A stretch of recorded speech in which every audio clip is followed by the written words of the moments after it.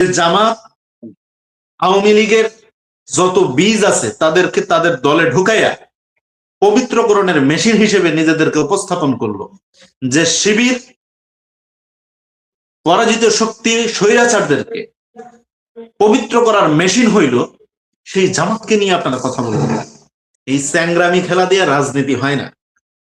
ঢাকা বিশ্ববিদ্যালয়ে নামধারী একজন ভিপি হয়েছেন, যাকে আমার ভিপি বলতেও খারাপ লাগে, সত্য কথা। কারণ তার ভোটিং সিস্টেম নিয়ে যথেষ্ট পরিমাণ উদ্বেগ রয়েছে। যে ভোট হয়েছে কারচুপির নির্বাচন, সেখানে শেখ হাসিনাকে যদি আমি প্রধানমন্ত্রী না বলতে পারি, তাহলে সাদেক কায়েমকে আওয়ামী লীগের লঙ্গির নিচে থাকা বীজ, তাকে কিভাবে আমি বাংলাদেশে ইতিমধ্যে নির্বাচনের একটি আমেজ শুরু হয়ে গেছে। আমরা জানি বাংলাদেশ এই সময়ে নির্বাচন কেন্দ্রিক এক উৎসব মুখর পরিবেশ সৃষ্টি করার লক্ষ্যে এর মধ্য দিয়েই আমরা চেয়েছিলাম খুব শান্ত শিষ্ট একটা পরিবেশে নির্বাচনটি শেষ হয়ে যাবে এবং গণতান্ত্রিক প্রক্রিয়ায় একটি নতুন সরকার প্রতিষ্ঠিত হবে। আগামীর বাংলাদেশ তাদের হাতে পরিচালিত হবে। 18-20 কোটি মানুষের ভাগ্যের পরিবর্তন এই সরকারটি করবে, এমন একটি আমরা ভেবেছিলাম। কিন্তু এর মাঝখানেই আমাদের প্রিয় ভাই শরীফ ওসমান হাদি, তাকে গুলি করে হত্যা করা হলো। তার রুহের মাগফিরাত কামনা করছি। আজকেও দেখতে পেলাম এনসিপির এক নেতা, তাকে গুলি করা হয়েছে। এই যে দেশব্যাপী কিলিং মিশন চলছে, এছাড়াও নির্বাচনের ইশতেহার ঘোষণার কিছু আগ মুহূর্তেও আমরা দেখেছি বেশ কিছু জায়গায় এই ধরনের বিশৃঙ্খল পরিবেশ তৈরি হয়েছে। এই ক্ষেত্রে আমরা যদি বলি যে শুধু সরকার ব্যর্থ, সরকার ব্যর্থ, আমি সরকারকে শুধু ব্যর্থ বলতে চাই কেন? এইটার জন্য দায়ী আমার আছে কি, আমি দায়ী কিনা, সেটাও তো একটু ভাবা দরকার। স্বরাষ্ট্র উপদেষ্টা পদত্যাগ করলেই হয়ে যাবে, স্বরাষ্ট্র উপদেষ্টাকে পদত্যাগ করাইতে হবে, আইন উপদেষ্টাকে পদত্যাগ করাইতে হবে। এই যে বাচ্চা বাচ্চা খেলা, এই স্যাংরামি খেলা দিয়ে রাজনীতি হয় না। ঢাকা বিশ্ববিদ্যালয়ে নামধারী একজন ভিপি হয়েছেন, যাকে আমার ভিপি বলতেও খারাপ লাগে, সত্য কথা। কারণ তার ভোটিং সিস্টেম নিয়ে যথেষ্ট পরিমাণ উদ্বেগ রয়েছে। যে ভোট হয়েছে কারচুপির নির্বাচন, সেখানে শেখ হাসিনাকে যদি আমি প্রধানমন্ত্রী না বলতে পারি, তাহলে সাদেক কায়েমকে আওয়ামী লীগের লঙ্গির নিচে থাকা বীজ, তাকে কিভাবে আমি ভিপি বলতে পারি? তো সেই ব্যক্তিটা স্বরাষ্ট্র উপদেষ্টাকে পাশে দাঁড় করিয়ে যখন সে বলতেছে অমুকের পদত্যাগ করতে হবে, তমুকের পদত্যাগ করতে হবে, হ্যাঁ, আবার আরেকটা রাষ্ট্র সাধারণ সম্পাদক, আম্মার মাথার চুল অনেক বড় বড়, ঝাঁকায় ঝাঁকায় বলতেছেন স্বরাষ্ট্র উপদেষ্টা পদত্যাগ করলে 1 কোটি টাকা দিবে। অথচ সেই ছেলেটাই আবার লুঙ্গি ডান্স নাচতেছেন, দিনের বেলা বলতেছেন ভারত বিদ্বেষী, সে ভারতের বিপক্ষে অবস্থান, রাতের বেলায় সে লুঙ্গি ডান্স হাঁস পার্টি দিয়ে করতেছেন। এই হলো স্যাংরামি রাজনীতি দিয়ে যদি বাংলাদেশের রাজনীতির বিচার করতে যান, তাহলে ওই স্যাংরামি করতে হবে। আর যদি মনে করেন যে 18 কোটি মানুষের রাজনীতি করতে হবে, তাহলে চিন্তাশীল রাজনীতি করতে হবে। এই স্যাংরা প্যাংরা দিয়ে রাজনীতি হয় না। এগুলা আসলে ওই সার্কাসেই ভালো মানায়।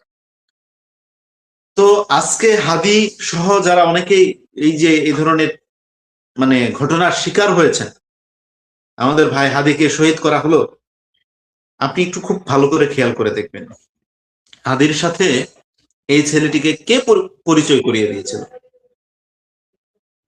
জামাতের আমির, জামাতের সেক্রেটারি জেনারেল গোলাম পরোয়ারের ছেলে, এই ছেলেটাকে পরিচয় করিয়ে দিয়েছিল হাদির সাথে।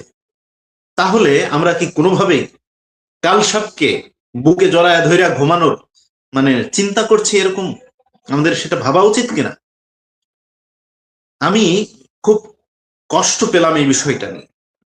জামাতকে ঠেকাতে হবে, বিএনপিকে ঠেকাতে হবে, সেই জন্য আওয়ামী লীগের সাথে আলিঙ্গন করতে হবে, সেই জন্য আওয়ামী লীগের যারা আছে তাদেরকে আমার দলে বেরাতে হবে। একজন মুখে যদি একটু তাদের মানে লেভেল রেখে কথা বলে তাকে সমালোচনা করে তাকে গালি দিয়ে ভাষায় দিচ্ছেন, আর যে ব্যক্তিটা বুকে জড়ায় ধরে শুয়ে থাকতেছে, যার সাথে পরকিয়া করতেছে, তাকে নিয়ে কিছু বলছে না এই বাংলাদেশ। যে জামাত আওয়ামী লীগের যত বীজ আছে তাদেরকে তাদের দলে ঢুকাইয়া পবিত্রকরণের মেশিন হিসেবে নিজেদেরকে উপস্থাপন করলো, যে শিবির পরাজিত শক্তি স্বৈরাচারদেরকে পবিত্র করার মেশিন হইল, সেই জামাতকে নিয়ে আপনারা কথা বলবেন। আমরা যারা লিবারেল কথা বলি যে বাংলাদেশে অমুক দল নিষিদ্ধ নয়, তারা যদি নির্বাচন করতে চায় তাহলে আমরা সেই বিষয় নিয়ে কথা বলতে পারি না। এখানে জামান ভাই রয়েছেন, উনি একজন অভিজ্ঞ মানুষ, উনি জানেন বিষয়গুলো, বাংলাদেশের ল কি বলে। আমার বিরুদ্ধে কোনো অভিযোগ আছে কিন্তু সেটা আদালতের কাছে যায় নাই, সেটা বিচার হয় নাই, কি বিচার গিনো না, তাহলে কি আপনি আমাকে অপরাধী বলতে পারেন? লোক মুখে শোনা কোনো অপরাধ? কিংবা আমার পুরো পরিবার, তাদেরকে একটা দোষ দিলেন কি সেটা করছে কিন্তু তাদের উপর কোনো বিচার হয়নি, সেটা কি সম্ভব কোনোদিন যে তারা শাস্তি পেতে পারে? এই রকম কথাগুলোই আমরা বলছিলাম, সেই জন্য আমাদেরকে গালি দিয়ে ভাষায় দেয়। কিন্তু যারা কালসাপকে বুকে জড়ায় নিয়ে ঘুমায় তাদেরকে কেউ কিছু বলে না। বিগত 17 বছর যারা লঙ্গির নিচে রাজনীতি করেছে, আমি শেষ করছি। একটা বিষয় যেটা বলেন যে জামাত আওয়ামী লীগকে পুনর্বাসন করছে বা আওয়ামী লীগ নেতাদেরকে নিয়ে যাচ্ছে, আপনার দলের নেতারাও তো বলছেন যে আওয়ামী লীগকে নির্বাচনে আসতে দেওয়া উচিত বা আওয়ামী লীগ ছাড়া নির্বাচন হলে সে নির্বাচন সুষ্ঠু হবে না, গ্রহণযোগ্য হবে না, এরকম বক্তব্য তো আপনার দল থেকেই আসতেছে। এটা নিয়ে আপনি কি বলবেন? আপনি আওয়ামী লীগকে আওয়ামী লীগ থাকতে দিচ্ছেন না, সেটা একটা বিষয়। আর দ্বিতীয়ত সেই আওয়ামী লীগকে আপনার দলে ভিড়ায় আপনি তাদেরকে পবিত্র করার মেশিন হিসেবে তৈরি হচ্ছেন। এক, আপনি আওয়ামী লীগকে আওয়ামী লীগের মতো দিলেন না, তাকে সাধারণভাবে পবিত্র করে পবিত্রকরণের মেশিনে এনে পবিত্র করে নিজের কাছে রেখে দিলেন, সে পবিত্র। এরকম কোনটা ভালো? আওয়ামী লীগ আওয়ামী লীগের মতো থাকুক। আওয়ামী লীগ যদি নিষিদ্ধ একটা সংগঠন হয় তাহলে নিষিদ্ধ করে দেন, আইন প্রয়োগ হোক, শাস্তি হোক, আমরা সেটা চাই। আমরা কোন খুনিকে তো চাই না, বিচার হোক, অপরাধীর বিচার হোক, সেটা তো আমরা বারবার বলেছি। কিন্তু আপনি জাতীয় পার্টি বলেন, আরো যে রাজনৈতিক দল আছে যাদের উপর কোনো বিচারই আরোপ হয় না, তাদেরকে আপনি নির্বাচন থেকে কোন উদ্দেশ্যে সরিয়ে রাখবেন? আপনার রাস্তা পরিষ্কার করার জন্য? সেটা কি হয়? এই হচ্ছে জাতীয় পার্টি তো নির্বাচনে অংশগ্রহণ করবেন, এরকমটা তো সরকার থেকে বলা হয়েছে জাতীয় পার্টি নির্বাচনে অংশগ্রহণ করতে পারবে। আমরা সেটাই বলেছি, আমাদের কথাই কোনো ভুল নেই। আমরা সেটাই বলছি যে নির্বাচনে কারা অংশগ্রহণ করতে পারবে, যাদের উপর কোনো দোষ আরোপ হয়েছে কিন্তু বিচারই হয় নাই, তাদেরকে আপনি কিভাবে সরায় রাখবেন? তাদেরকে নিষিদ্ধ করেন কি তাদেরকে আইনি ব্যবস্থায় নিয়ে আসেন? সেটা তো করেন নাই। না করে আপনি তাদেরকে ভোট থেকে সরাই দিচ্ছেন। সেটা কি গণতন্ত্র চর্চা হচ্ছে, নাকি গণতন্ত্রের নামে সেটা আপনার রাস্তা পরিষ্কার করার একটা মেশিন হিসেবে তৈরি হচ্ছে? আমরা সেই কথাগুলো বলছি। আপনি জানেন, আরো ভালোভাবেই আপনাকে বলছি যে আজকে বিভিন্ন জায়গায় এই যে দেখ, আমি বলছিলাম যে আমার জামাতকে ঠেকাতে হবে, বিএনপি কে ঠেকাতে হবে, এই জন্য আওয়ামী লীগকে আমি আলিঙ্গন করলাম, তাকে আমি কাছে টেনে নিলাম, আমার দলে ফিরালাম। আমি যে কাল সাপটাকে ফেরালাম, কালকে সে আমাকে ছবল দেবে না? অবশ্যই দেবে। এই কাজগুলোর কারণেই অনেক ধরনের বিশৃঙ্খল পরিবেশ তৈরি হচ্ছে। আপনি দেখেন এনসিপির মধ্যে শত শত আওয়ামী লীগের বিভিন্ন ওয়ার্ড, ইউনিয়নের বিভিন্ন উপজেলার যে আওয়ামী লীগের নেতাকর্মী ছিল, এরকম এরা কিন্তু ঢুকে পড়েছে। আপনারা দেখেছেন যে জামাতের নেতারা থানা থেকে আওয়ামী লীগের নেতা কর্মীদেরকে ছাড়া নিয়ে আসছে।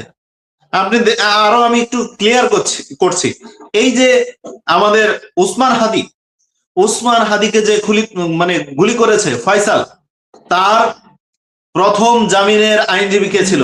শিশিরমণি। হ্যাঁ, দ্বিতীয় যে জামিন, সেই জামিনের আইনজীবী বিএনপির ছিল, বিএনপি ঘটনা আইনজীবী বিএনপির।